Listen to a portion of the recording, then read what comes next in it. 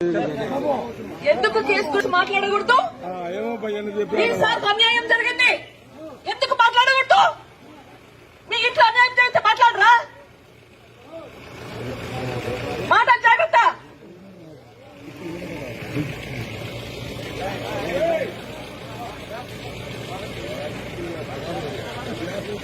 అన్న అక్క, నేను మాట్లాడిన దాంట్లో ఏమైనా తప్పుందా? లేదు లేదు. న్యాయం అడగడంలో ఏమైనా తప్పుందా?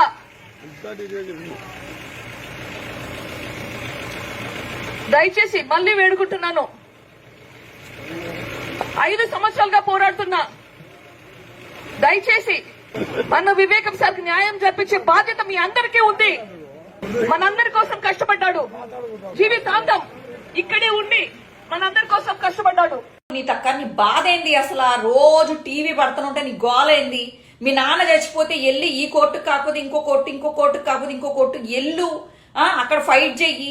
మాకు ప్రతి రోజు టీవీలు పడుతుంటే ఇలా సంకలు ఎలా చేయి ఎక్కడో పెట్టి ఇదంతా కనిపించేలాగా చూపించుకుంటా మొత్తం అంతా మేకప్లు వేసుకుని మాకేంది గోల పొద్దు నుంచి కొండ ముచ్చుకు ముఖం ఒకటి వేసుకుని అసలు ఐబ్రోస్ ఏమో ఇలా పెట్టుకుని ఆ ప్రెస్ వాళ్ళకి మినిమం గౌరవం కూడా ఇవ్వకోకుండా అయితే ఏంటి నేను వచ్చాను, మీకు హాట్ టాపిక్ ఇస్తాను, రాసుకోండి, మీకు పండగ చేసుకోండి అన్నట్టు ఏంటా బిల్డప్?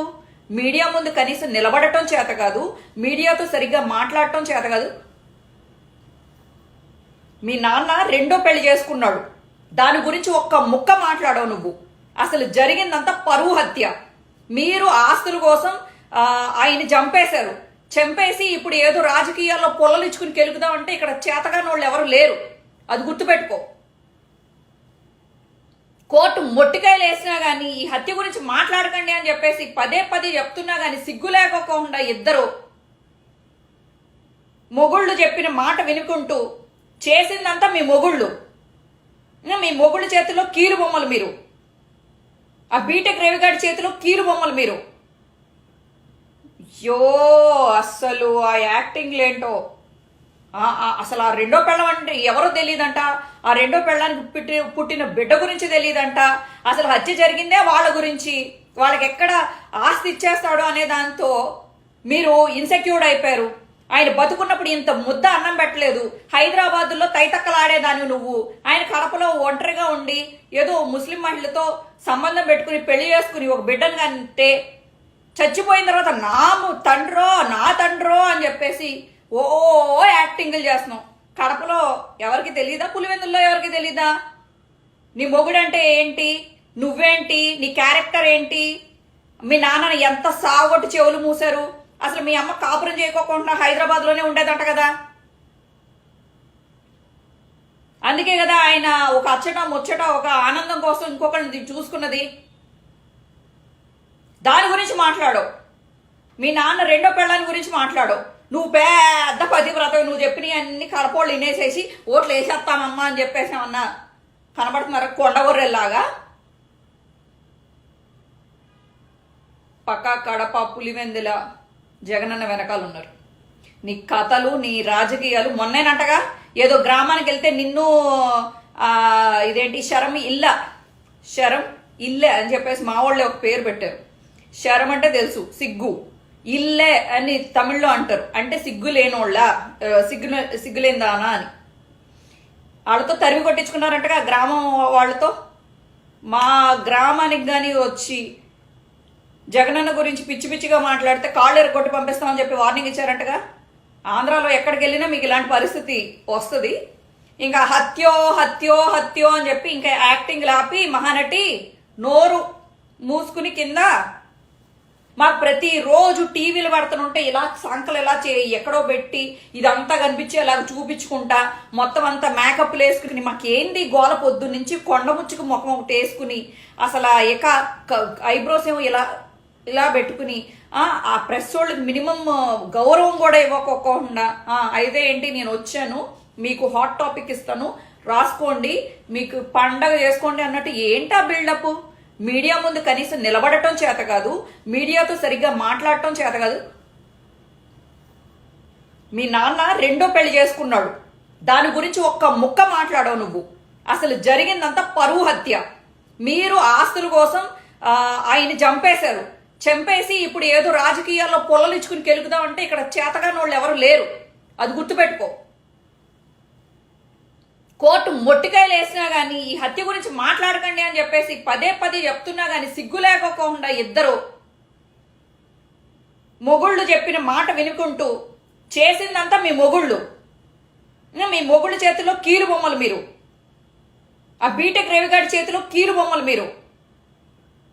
అయ్యో అస్సలు ఆ యాక్టింగ్లేంటో. అసలు ఆ రెండో పెళ్ళం అంటే ఎవరో తెలియదంట. ఆ రెండో పెళ్ళానికి పుట్టిన బిడ్డ గురించి తెలియదంట. అసలు హత్య జరిగిందే వాళ్ళ గురించి. వాళ్ళకి ఎక్కడ ఆస్తి ఇచ్చేస్తాడో అనే దాంతో మీరు ఇన్సెక్యూర్డ్ అయిపోయారు. ఆయన బతుకున్నప్పుడు ఇంత ముద్ద అన్నం పెట్టలేదు. హైదరాబాద్లో తైతక్కలాడేదాన్ని నువ్వు. ఆయన కడపలో ఒంటరిగా ఉండి ఏదో ముస్లిం మహిళతో సంబంధం పెట్టుకుని పెళ్లి చేసుకుని ఒక బిడ్డను కంటే చచ్చిపోయిన తర్వాత నా తండ్రో అని చెప్పేసి ఓ యాక్టింగ్లు చేస్తున్నావు. కడపలో ఎవరికి తెలీదా? పులివెందుల్లో ఎవరికి తెలీదా? నీ మొగుడంటే ఏంటి, నువ్వేంటి, నీ క్యారెక్టర్ ఏంటి? మీ నాన్న ఎంత సాగొట్టి చెవులు మూసారు. అసలు మీ అమ్మ కాపురం చేయకోకుండా హైదరాబాద్లోనే ఉండేదంట కదా. అందుకే కదా ఆయన ఒక అచ్చట ముచ్చట ఒక ఆనందం కోసం ఇంకొకరిని చూసుకున్నది.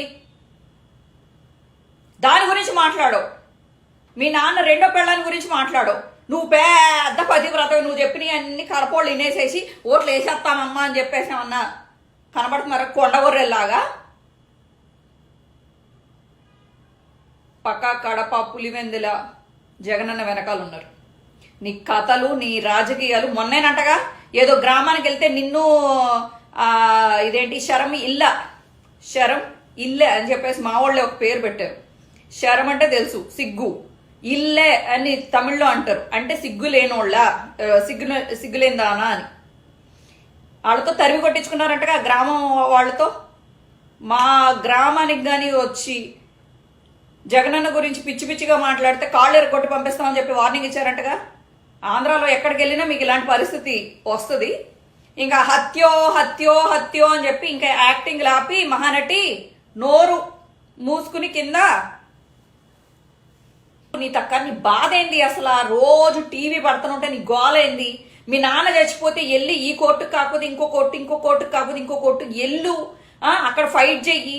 మాకు ప్రతిరోజు టీవీలు పడుతుంటే ఇలా సంకలు ఎలా చేయి ఎక్కడో పెట్టి ఇదంతా కనిపించేలాగా చూపించుకుంటా మొత్తం అంతా మేకప్లు వేసుకుని మాకేంది గోల పొద్దు నుంచి కొండముచ్చుకు ముఖం ఒకటి వేసుకుని అసలు ఐబ్రోస్ ఏమో ఇలా పెట్టుకుని ఆ ప్రెస్ వాళ్ళకి మినిమం గౌరవం కూడా ఇవ్వకోకుండా అయితే ఏంటి నేను వచ్చాను మీకు హాట్ టాపిక్ ఇస్తాను రాసుకోండి మీకు పండగ చేసుకోండి అన్నట్టు ఏంటా బిల్డప్? మీడియా ముందు కనీసం నిలబడటం చేత కాదు, మీడియాతో సరిగ్గా మాట్లాడటం చేత కాదు. మీ నాన్న రెండో పెళ్లి చేసుకున్నాడు, దాని గురించి ఒక్క ముక్క మాట్లాడవు నువ్వు. అసలు జరిగిందంతా పరువు హత్య.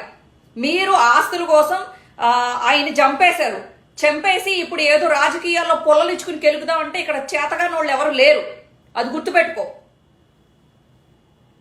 కోర్టు మొట్టికాయలు వేసినా కానీ ఈ హత్య గురించి మాట్లాడకండి అని చెప్పేసి పదే పదే చెప్తున్నా కానీ సిగ్గు లేకోకుండా ఇద్దరు మొగుళ్ళు చెప్పిన మాట వినుకుంటూ చేసిందంతా మీ మొగుళ్ళు. మీ మొగుళ్ళ చేతిలో కీలు బొమ్మలు మీరు. ఆ బీటెక్ రవిగాడి చేతిలో కీలు బొమ్మలు మీరు. అయ్యో అస్సలు ఆ యాక్టింగ్లేంటో. అసలు ఆ రెండో పెళ్ళం అంటే ఎవరో తెలియదంట. ఆ రెండో పెళ్ళానికి పుట్టిన బిడ్డ గురించి తెలియదంట. అసలు హత్య జరిగిందే వాళ్ళ గురించి. వాళ్ళకి ఎక్కడ ఆస్తి ఇచ్చేస్తాడో అనే దాంతో మీరు ఇన్సెక్యూర్డ్ అయిపోయారు. ఆయన బతుకున్నప్పుడు ఇంత ముద్ద అన్నం పెట్టలేదు. హైదరాబాద్లో తైతక్కలాడేదాన్ని నువ్వు. ఆయన కడపలో ఒంటరిగా ఉండి ఏదో ముస్లిం మహిళతో సంబంధం పెట్టుకుని పెళ్లి చేసుకుని ఒక బిడ్డను కంటే చచ్చిపోయిన తర్వాత నా తండ్రో అని చెప్పేసి ఓ యాక్టింగ్లు చేస్తున్నావు. కడపలో ఎవరికి తెలీదా? పులివెందుల్లో ఎవరికి తెలీదా? నీ మొగుడంటే ఏంటి, నువ్వేంటి, నీ క్యారెక్టర్ ఏంటి? మీ నాన్న ఎంత సాగొట్టి చెవులు మూసారు. అసలు మీ అమ్మ కాపురం చేయకోకుండా హైదరాబాద్లోనే ఉండేదంట కదా. అందుకే కదా ఆయన ఒక అచ్చట ముచ్చట ఒక ఆనందం కోసం ఇంకొకరిని చూసుకున్నది. దాని గురించి మాట్లాడు. మీ నాన్న రెండో పెళ్ళాన్ని గురించి మాట్లాడు.